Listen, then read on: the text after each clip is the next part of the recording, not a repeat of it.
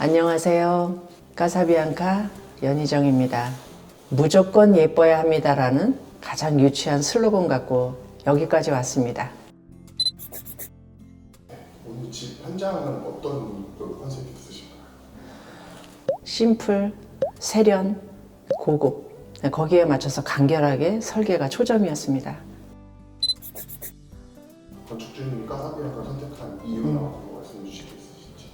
걸리버 하우스가 가장 깔끔해서 선택을 하는 과정에서 건축주님이 집을 짓는 그 중간에 커튼을 여러 군데 알아보게 됐대요. 근데 걸리버 방송을 보신 것 같아요. 근데 걸리버 방송을 보신 분들이 저하고 연락이 되면 항상 하시는 말씀이 있는데요. 다른 데를 찾아볼 수가 없을 정도로 말씀이 좋으셨다고, 그렇게 첫 만남을 갖고 실측하러 들어왔죠. 지금 바뀐 것 같아서. 뭐가? 커튼이. 이게 작은 거예요. 이게 작은 거예요? 330인가고 네. 이거 200ml짜리인데. 한번 해줘 보세요. 그러면 치수를 잘못 적은 것 같아.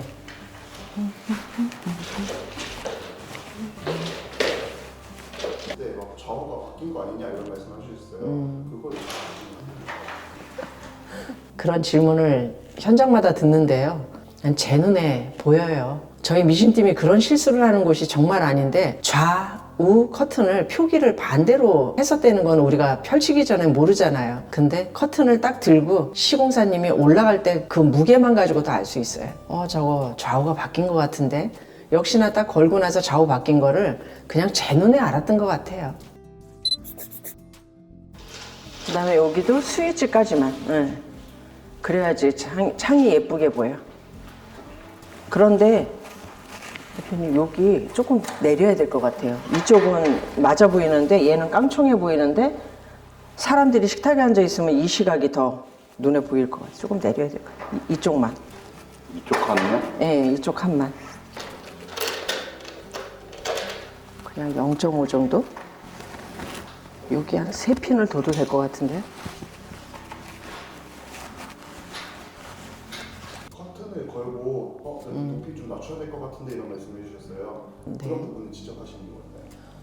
까사비앙카를 찾으신 건축주님들의 그 생각과 이런 걸 보면요, 성향은 고우신데 다 섬세하고 예민하신 분들이에요. 근데 그분들을 맞추려면 제가 더 예민해야 된다고 저는 생각합니다. 그래서 걸어놨을 때 보면 커튼 밑으로 빛이 들어오는 간격이 틀리고 높이가 틀려요. 그러면 그 수평을 다 한 핀 한 핀 피팅을 해야죠. 그거를 보기 위해서 제가 현장에 들어오는 겁니다.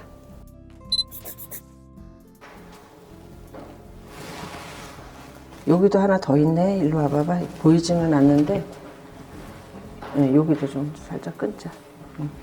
위로 올라가서 눈에는 안 띄어도 우리 눈에 띄니까. 됐습니다. 실밥 같은 것도 보면서 이제 뭐 잘라야 된다고 말씀하시던데 그 실밥조차도 자르는 디테일함을 사실 위로 올라가니까 그거 안 보이거든요. 아무도 몰라요. 그런데 제가 늘 하는 얘기 있습니다. 지금은 안 보이는데 세탁할 때 다 압니다. 근데 세탁할 때 2년 뒤에 먹는 그 욕을 우리가 왜 먹어야 됩니까? 미리 다 제거하면 되는데. 자, 실밥이 어디 있는지, 커튼 중간에 어디에 묻었는지 그거를 다 제거하고 가는 게 우리 감리 디자이너들의 일이고, 그리고 작은 실밥도 제 눈에만 보여요. 저기도 양쪽에 손잡이가 있는 곳은 힘이 가해질까봐 브라켓을 하나씩 더 박는 거예요. 그래서 정말 블라인드가 떨어졌어요, 뭐 이런 전화를 받고 달려간 적이 거의 없어요.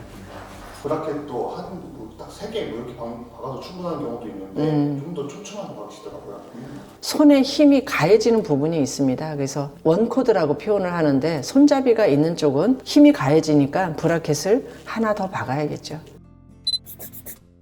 밑단의 시접도요, 저희가 바느질을 조금 신경을 많이 쓰는 곳이라 이 일명 파도 타면서 재단한 게 없어요.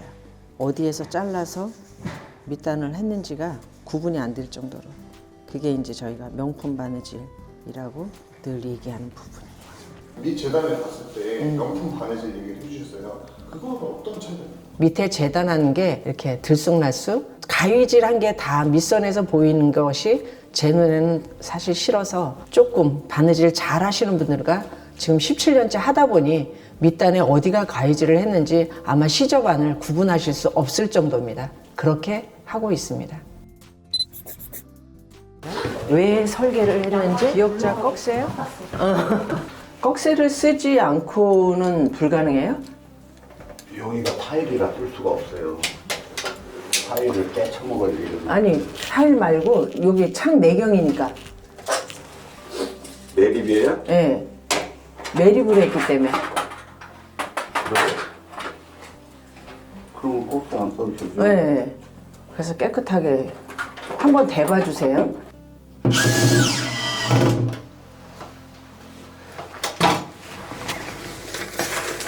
거의 다 끝나갑니다, 일은.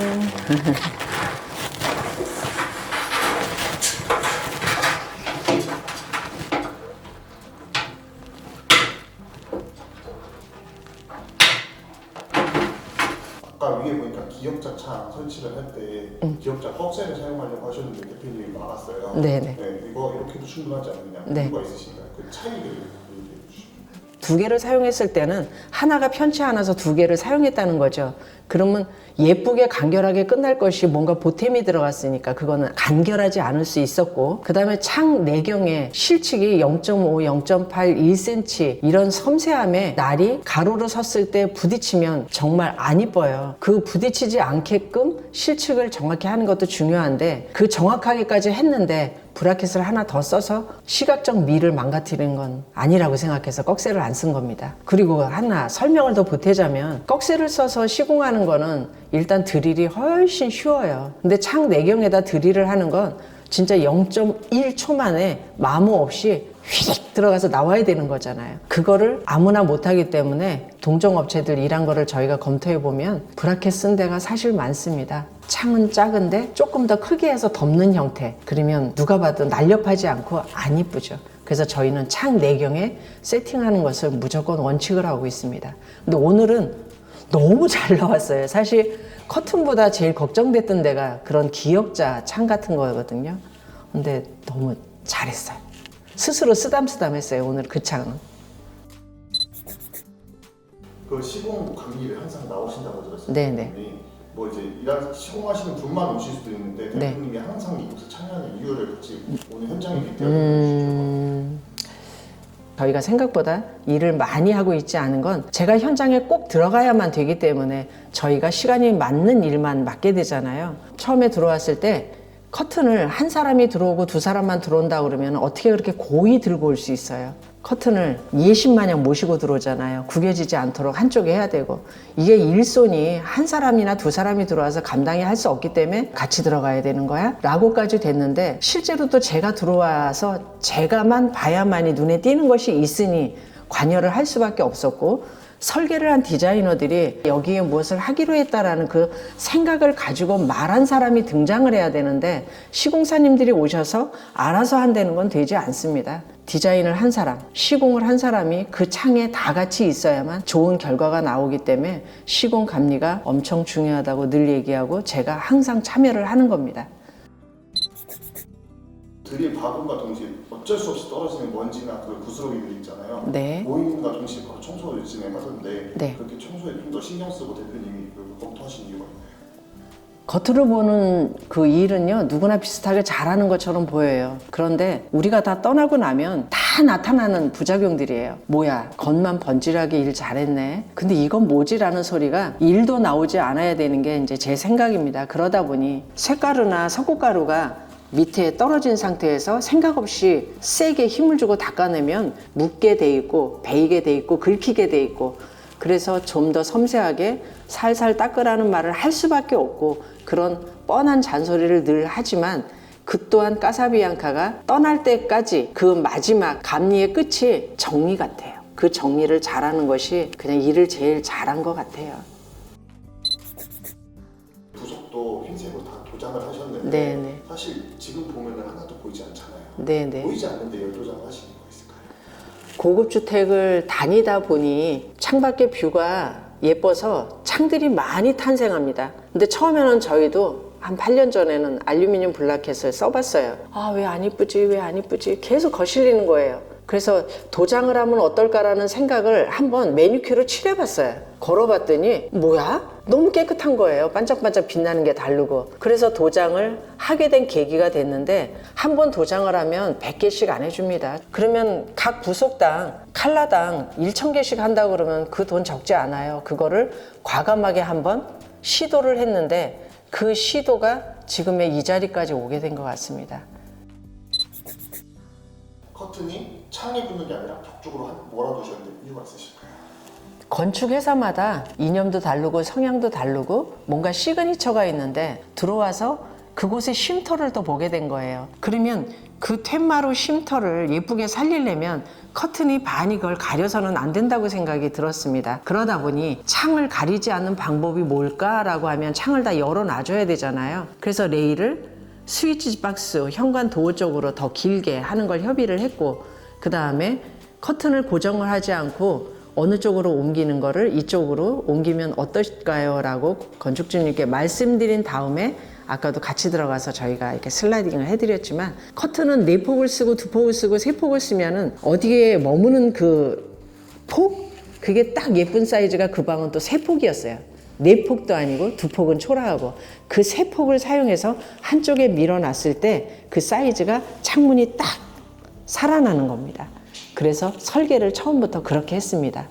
창밖 그림을 그대로 살려주기, 한 집 그림 만들기, 창 그림 살리기를 계속 이야기하고 있었던 겁니다. 커튼이 들어간 곳이 있고 블라인드가 들어간 곳이잖아요. 그 두 개 차이점. 거실은 거의 커튼으로 저희가 설계를 하는데, 요즘에는 집들을 워낙 예쁘게 잘 꾸미고 사셔서 겉지 속지 정통으로 안 하셔도 돼요 라고 얘기를 하는데요. 지금 이곳도 중지 같은 시스루로 하나만 해도 충분히 훌륭하잖아요. 겉지를 하나 더 해서 그냥 집의 간결함을 없애는 것보다 훨씬 심플하게 했던 것이 고급스럽습니다 라고 했듯이, 거실은 커튼이 맞는 거고 주방이나 욕실 같은 데는 블라인드가 들어가야겠죠. 또 커튼이 나오거나 그러면 이런 표현 잘해요. 다발다발한 거 안 이뻐요 하고. 그래서 블라인드 할 곳은 블라인드, 커튼을 할 곳은 커튼인데, 중요한 거는 기능과 효과가 중요해서 침실은 무조건 안막 100% 기능으로, 저희는 혹겹이 아닌 안막 이중으로 하는데요. 그래야만 사용하실 때 부작용이 하나도 안 일어납니다.